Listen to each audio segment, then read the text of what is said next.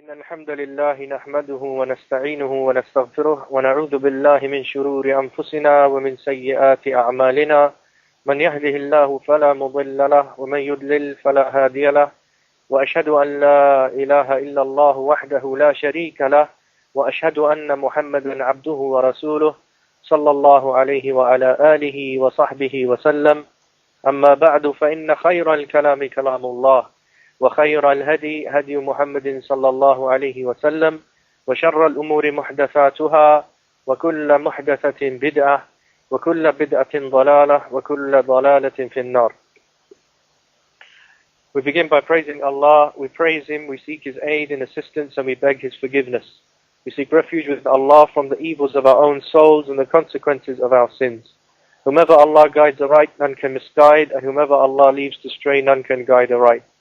I testify that none deserves worship but Allah alone without partner, and I testify that Muhammad sallallahu alaihi wasallam is Allah's final messenger and His most devout and sincere worshipper. The best speech is the speech of Allah, and the best guidance is the guidance of Muhammad sallallahu alaihi wasallam. And the worst of all things are those that are newly introduced into the religion. Everything newly introduced into the religion is a bid'ah, an innovation, and every religious innovation is misguidance, and misguidance leads to the fire. First, we have to apologize that we've started late today due to some reasons beyond my control, and we have a short amount of time before Salatul Maghrib over there in the UK. So I'm going to keep it brief, and we're continuing today going through some of the rules and regulations pertaining to marriage from the book by Shaykh Zayd Al-Madkhali Hafidhahullah, entitled Al-Afnan al-Nadiyya, which is a book of fiqh, or the book of an explanation of the detailed rules and regulations of Islam. And we've been looking in the previous lessons at some of the rules that govern how the Muslim and the Muslim woman particularly, what we should know about marriage.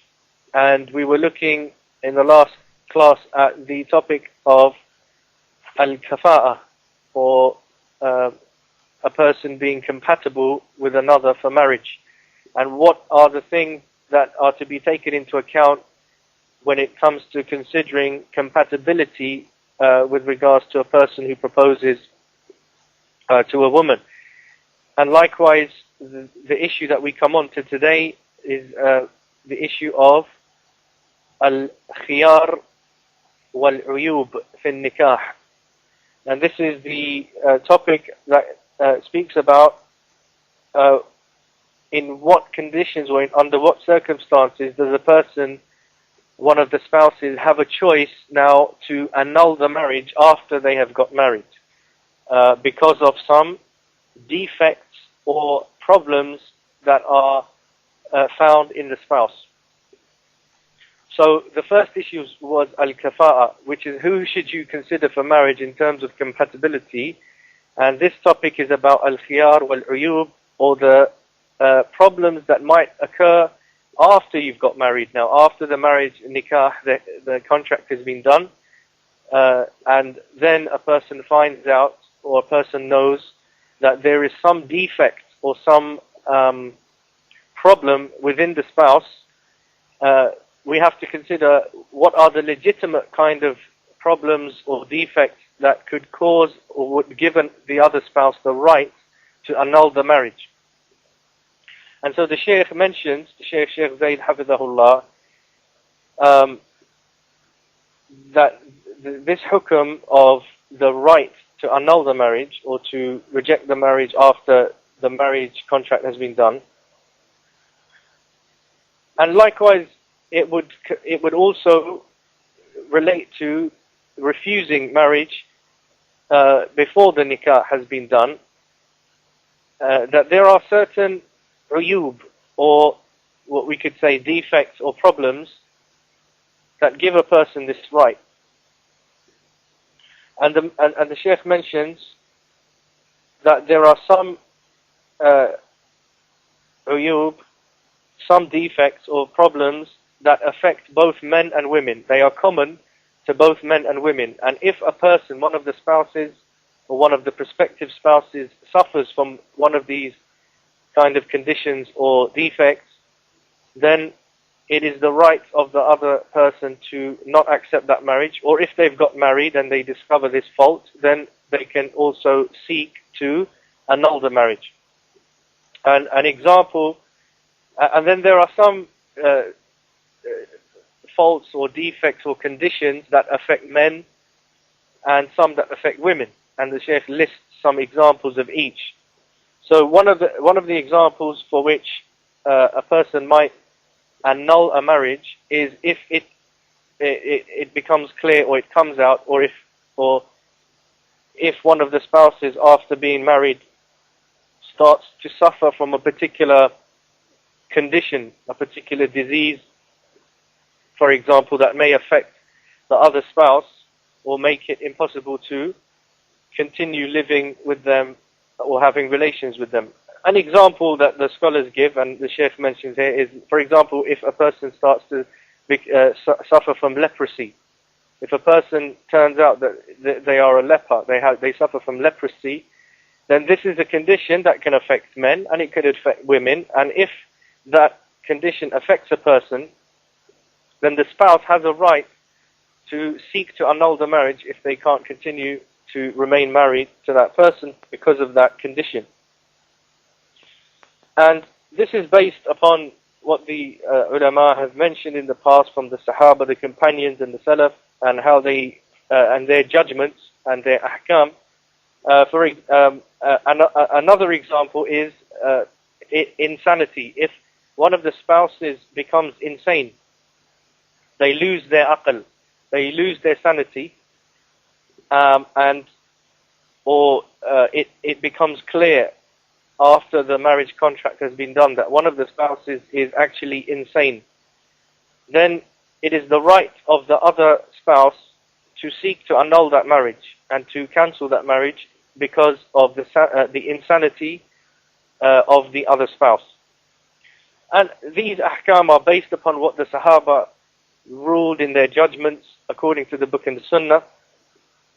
For example, the Shaykh mentions the narration and the position of the Khalifa, the rightly guided Caliph Umar radiallahu ta'ala anhu, Umar ibn al-Khattab radiallahu anhu, who said in a narration which is recorded in the Muwatta of Imam Malik and other collections, he said, أيما رجل تزوج امرأة فدخل بها فوجدها برصاء أو مجنونة أو مجذومة فلها الصداق بمسيسه إياها وهو على من غره منها. So the meaning of this narration is that Umar ibn al-Khattab radiallahu ta'ala anhu said, any man who marries a woman and then finds that she is suffers from leprosy, she's a leper, or that she's majnoona, she's insane, she's mad, or that she is majdhuma, which is another physical condition similar to leprosy. Sometimes it's translated as leprosy as well. He said, فَلَهَا الصَّدَاقِ, or فَلَهَا الصَّدَاقِ. She gets the mahar if he had touched her, meaning if he had relations, if he had consummated that marriage, then she deserves to have her mahar given to her, even if the marriage is being annulled, because the man had consummated his marriage with her, and for that reason she deserves her mahar, because this is part of what makes the person halal for their spouse, is that the woman is made halal for her husband, and as a token of that contract and that making that halal, the relations between the husband and the wife, that the woman has a sadaq, she has a mahar, she has a dowry that is given to her. And then Umar said, and it is upon the one who deceived him into marrying her.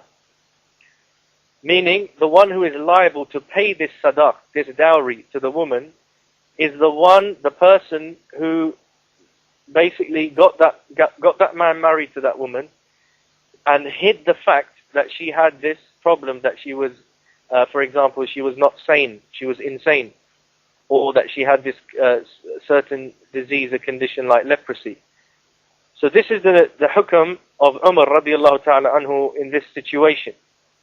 And the Shaykh said,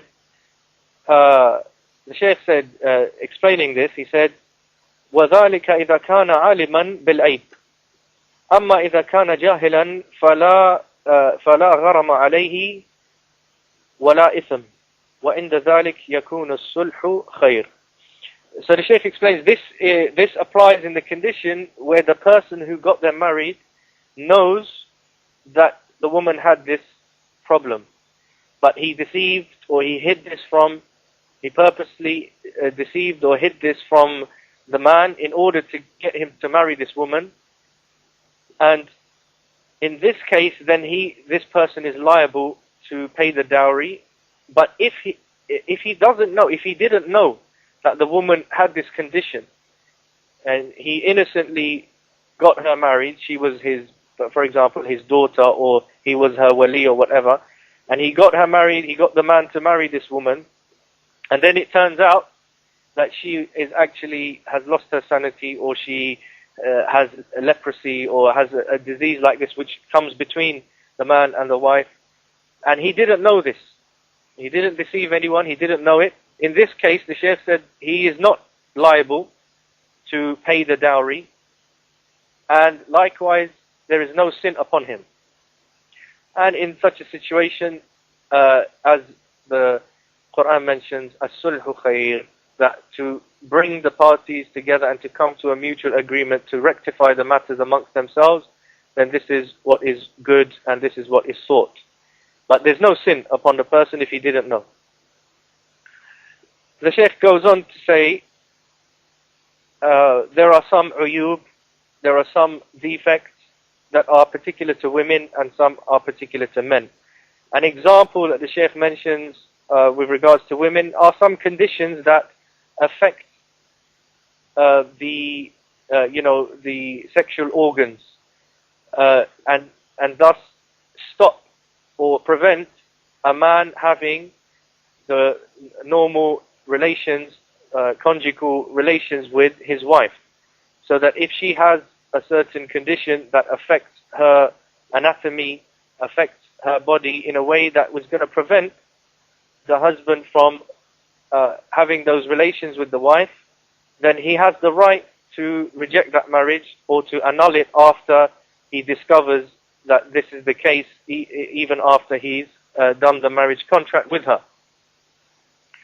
And similarly, with regards to men, those conditions that affect men, in the same way, if the man suffers a condition, and the Shaykh gives the example of impotence, where a man is not able to have relations with his wife, in this case, it is also the right of the woman to annul the marriage, or to not be married to that man any longer, even after the nikah has been agreed or has been done, because she is now prevented, or she cannot have the normal married life and cannot fulfill her rights or get her rights fulfilled because of the man's condition. And in this case, the Shaykh mentioned what is the process, or what are the steps that are to be followed in terms of dealing with such a situation where the man is, or it is thought, or it is claimed that the husband is impotent. The Shaykh explains that if there is a claim made that the husband is impotent and that he cannot fulfill the rights of his wife in terms of conjugal relations, then he is given a period of time of a year in which this condition or this claim, it can be known whether this claim is really true and actually accurate. And so if in that time, in that period of a year, the man fulfills the conjugal rights of the wife, he consummates the marriage and he has the ability to have the conjugal relations with his wife, then it is known that he is not impotent and he doesn't suffer that, and she has no right then to claim that or to seek the annulment of a marriage. But if in that time, if in that period of a year, it is known and it is established that the man was not able to fulfill those rights and he's not able to have the conjugal relations with his wife, then her claim that he is impotent is established, and she then has the right to annul the marriage and to cancel the marriage contract. So these are some examples. There's another condition or another situation that there is a difference of opinion on amongst the scholars, and that's the condition where the husband basically becomes bankrupt and becomes totally poor and is not able to provide for his wife. He's not able to provide for his wife anymore, or, for example, his wealth, his property or his money becomes destroyed, or he loses all of his money, and he's no longer able to provide the basic necessary food and clothing and things that are the right or a duty upon him to provide for his wife. And there's a khilaf, there's a difference of opinion amongst the scholars over whether this gives the wife the right to seek the annulment of the marriage.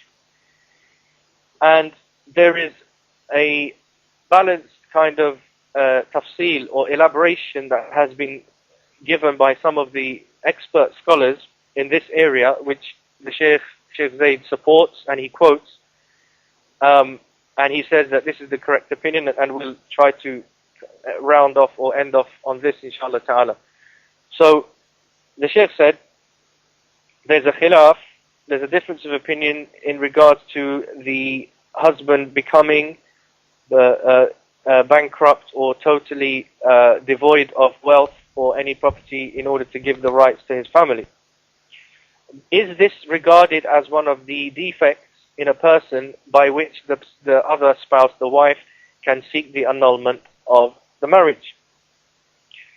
There are two well-known opinions of the ulama in this regard. The first is that this is a condition that gives the wife the right to seek the annulment of the marriage. And this opinion has been related that it is the opinion of some of the Salaf, like the famous Tabi'i Sa'id ibn al-Musayyib and Imam Malik ibn Anas and Al-Hasan al-Basri and Al-Sha'bi rahmatullahi alayhim. So they held this opinion that if a husband becomes totally penniless and he's not able to provide the daruri, the necessary, the basics of the needs of the wife, then in this condition she has the right, and this is an aib, or this is the kind of defect within the husband that allows her then to seek the annulment of the marriage. The other opinion, the other famous or well-known opinion amongst the scholars, is that this is not a situation that gives the right to the wife to seek an annulment of the marriage.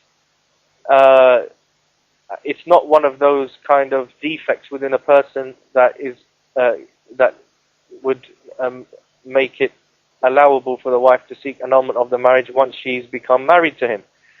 And this opinion or this position has been related from Imam al-Zuhri and Ibn Abi Layla and other scholars. And then the Shaykh mentions the position or the explanation that was given by Ibn al-Qayyim rahmatullahi alayhi in this regard, and he strikes the balance and he brings a position after mentioning all of these different opinions of the ulama and what is related from the Salaf and the Sahaba, and in this regard he brings this all together and he makes a tahqiq, he makes a kind of final judgment and an expert conclusion on this issue. And he said, and the Shaykh quotes Ibn al-Qayyim, he said, الرجل إذا غر المرأة بأنه ذو مال فتزوجته على ذلك فظهر معدما لا شيء له أو كان ذا مال وترك الإنفاق على امرأته ولم تقدر على أخذ كفايتها من ماله بنفسها ولا بحكم أن لها الفسخ. So Ibn al-Qayyim starts to explain. He said that if a man deceived the woman into thinking that he had wealth. And so, on this basis, she married him. She got married to him. And then it becomes clear that he has no wealth. He is not able to provide. He doesn't have anything. Or that he has the wealth, but he does not spend upon her at all. He doesn't provide for her. And he doesn't spend on her at all the things that she needs, the food and the housing and so forth, and clothing. And so he leaves off, he abandons spending upon her, and she is not able to take what she needs either by herself or through a hukum, meaning through going to the court and seeking a ruling, a judgment that the judge will make it incumbent upon the man to spend what is necessary upon his wife. She's not able to do that because maybe because he doesn't have anything at all, but he cheated her and he lied to her, or he's not spending upon her at all, and there's no way of her getting her right. Then in this case, she has the right of al-fasq. She has the right to annul the marriage in this kind of condition. Meaning, in either one of two cases. Because the husband deceived her in the beginning and she thought that he had enough and that he could provide for her. And then it turns out that he was lying or that he was not being honest about it and he actually doesn't have anything and he can't provide for his wife. Or that he refuses to spend upon her the basics of what is required and what he must provide for her. And she is not able to get those things either by herself, by taking the wealth that she needs to feed herself or her children or to clothe herself, or by going to the courts and seeking the judgment to be made binding upon her husband. If she can't get the wealth and the needs in this way, in either of these ways, then she has the right to seek the annulment of the marriage. Then Ibn al-Qayyim continues. He said, وَإِن تَزَوَّجَتْهُ عَالِمَةً بِعِسْرَتِهِ أو كان موسرا ثم أصابته جائحة اجتاحت ماله فلا فسخ لها في ذلك ولم يزل الناس تصيبهم الفاقة بعد اليسار ولم ترفعهم أزواجهم إلى الحاكم ليفرقوا بينهم وبينهن. So Ibn al-Qayyim then explains the second situation. He said, if the woman gets married to the man knowing that he is in a difficult position, in a difficult situation, that he can't spend or he doesn't have the money, but she marries him and agrees to the marriage knowing this, or the man was in an easy situation, he had enough, and then he is afflicted by poverty. So that poverty comes upon him after he was in a condition or in a position to be able to spend. Then in these situations, Ibn al-Qayyim says, there is no fasq. The woman doesn't have the right to annul the marriage now, in this case. And then he said, all throughout the history of the Muslims, all throughout the history of the Ummah, people have constantly been afflicted by poverty. Poverty has come upon them. Allah subhanahu wa ta'ala has written that some people will become poor or they become bankrupt or something happens to their wealth.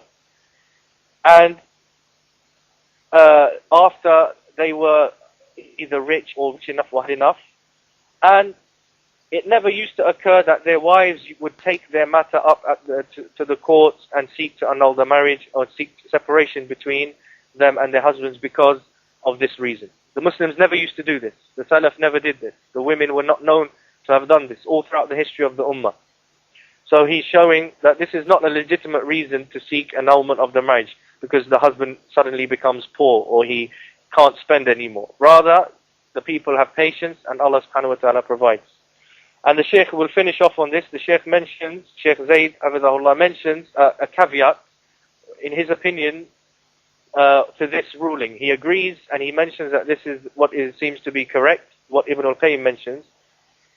And he says that this hukum, this ruling that Ibn al-Qayyim mentioned, is the situation. It reflects the condition of the Ummah from the past, from the time of the Salaf, until the time of Ibn al-Qayyim, until now, that people, families have remained married, and the Muslim women never used to take their husbands to court, because Allah subhanahu wa ta'ala wrote that some poverty would afflict them and they would suddenly end up not being able to provide in the way that they used to be able to. Rather, the women used to have patience, and they would always try to help as much as they could. And then the Sheikh Zayd said, this is the situation, this should be the case. However, he adds that if a woman finds herself in a condition where she is so desperate that the poverty and the problems that afflict her are so difficult that she is in total, she's starving, and she has nothing to wear, she has nowhere to live, there's absolutely nothing, and she cannot survive like this, or she cannot carry on like this, she can't live like this, then the Shaykh said that he sees no blame upon her that she can seek to get out of this marriage in this extreme circumstance or these extreme conditions. And the Shaykh said that he said in this regard, فلا أرى بأسا في طلبها ومن حقها السعي في إنقاذ نفسها إذ كان أو إذ لا يكلف الله نفسا إلا وسعها والله أعلم. So in this situation where there's total poverty in the way that the wife cannot survive anymore, she can't be clothed, she's going to be naked, she's going to starve. In such a condition, the Shaykh said, I don't find any blame, any problem that she should seek to get out of that marriage. And it is from her right to seek to save herself from such a condition, because Allah does not burden a soul beyond what it can bear, and Allah knows best. So these are some of the ahkam or conditions with regards to the situation of compatibility, which we covered in the last class, and the case or the topic of al-uyub, the faults and defects that can come out in the spouse, and how that relates to having the right to annul the marriage. And we will conclude today's class on that, and inshallah ta'ala continue next week with Kitabul Kabair, the book of major sins. أقول هذا وأستغفر الله لي ولكم وصلى الله وسلم على نبينا محمد وعلى آله وصحبه أجمعين والسلام عليكم ورحمة الله.